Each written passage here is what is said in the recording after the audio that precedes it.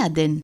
आज 6 साल की नन्ही पीहू का स्कूल में पहला दिन था, पर उसकी माँ स्मिता के मन में तरह तरह की आशंकाएं उमड़ घुमड़ रही थीं, क्योंकि आजकल बच्चों के साथ रोज रोज होने वाली अपहरण आदि दुर्घटनाओं से स्मिता का मन बहुत दुखी था। कुछ अधिक ही घबराहट थी। सब काम उल्टे सुलटे हो रहे थे आज। नन्ही पीहू इन सब से बेखबर अपना बैग और कॉपी किताबें देखकर खुश हो रही थी। बहू, बेटा शक्कर नहीं है क्या घर में? है तो बाबूजी। फिर चाय में क्यों नहीं डाली? अरे शायद भूल गई मैं। कोई बात नहीं। लाइए मैं शक्कर डालकर गरम करके लाती हूँ। नहीं, ऊपर से ही डाल दो। जी लीजिए बाबूजी। शक्कर डालते समय भी स्मिता के हाथ से कुछ शक्कर जमीन में फैल गई थी। बुजुर्ग ससुर जी स्मिता की स्थिति समझ गए। उन्होंने कुछ सोचा और मुस्कुराए, फिर बोले, अच्छी बात है। तो बेटा तुम इतनी परेशान क्यों हो? पीहू के कारण? जी बाबूजी, वो आजकल रोज टीवी और अखबार में बच्चों से जुड़ी कितनी खबरें आती हैं। एक बात बताओ बेटा। जी बाबूजी। पिछले हफ्ते से मेरा एटीएम कार्ड गायब है। शायद इतवार को सब्जी के पैसे देते वक्त मंडी में ही गिर गया। कोई बात नहीं बाबूजी, मैं एप्लीकेशन दे दूंगी। कुछ दिनों में दूसरा इश्यू हो जाएगा।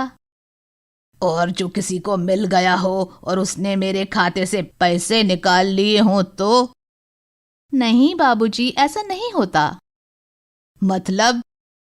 एटीएम का जो पासवर्ड है ना, मतलब संकेत शब्द, जब तक वो किसी को पता ना चले, कोई चवन्नी भी नहीं निकाल सकता आपके खाते से। अच्छा? हाँ बाबूजी। और जो मैं पैसे ना निकालने जा पाऊं और तुझे भेजूं तो आपको मुझे पासवर्ड बताना होगा बस, फिर मैं निकाल लाऊंगी पैसे। तो फिर तुझे पीहू के लिए इतना परेशान होने की क्या जरूरत है?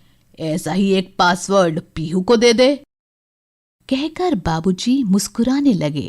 अब स्मिता बिल्कुल निश्चिंत होकर टिफिन तैयार करने लगी और हाँ, साथ ही साथ एक पासवर्ड भी सोच रही थी पीहू की सुरक्षा के लिए। ऐसा कौन सा शब्द है जिसे मैं पासवर्ड बना लूं? कोई ऐसा शब्द होना चाहिए जो पीहू को याद भी बना रहे। मम्मा, मुझे दूध दो ना। हाँ बेटा। स्मिता दूध में कुछ रेशे केसर के डालकर पीहू को दूध देती है और वापस रसोई के काम में लग जाती है। तभी पीहू दूध का गिलास रखते हुए बोली, I am a saffron girl. ये क्या बोल रही है पीहू? मम्मा, वो टीवी में बोलते हैं ना, I am a Complan girl. वही, मैंने सैफरन वाला दूध पिया तो मैं सैफरन गर्ल। अरे क्यों ना पासवर्ड सैफरन ही रख दिया जाए। हाँ, यही ठीक रहेगा। फिर वो पीहू को अपने पास बुलाती है और प्यार से गोद में बिठाकर कहती है, सुनो पीहू, अगर कभी बहुत इमरजेंसी हुई और स्कूल से मेरे पापा या दादाजी के अलावा कोई और तुम्हें लेने आए तो तुम क्या करोगी? कुछ नहीं मम्मा, घर आ जाऊंगी। नहीं पीहू, आज मैं तुम्हें एक शब्द बताती हूँ, सैफरन, ठीक?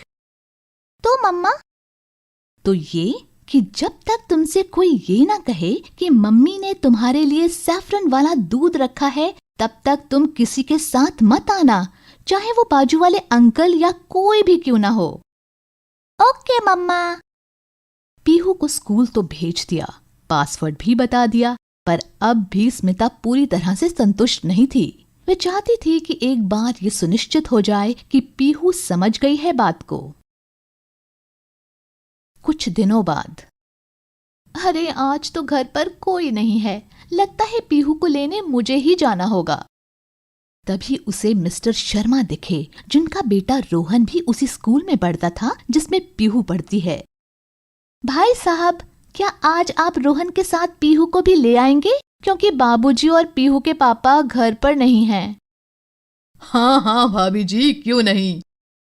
थोड़ी देर बाद मिस्टर शर्मा अपने बेटे को लेकर आ गए, पर पीहू को नहीं लाए। क्या हुआ भाई साहब, पीहू को नहीं लाए?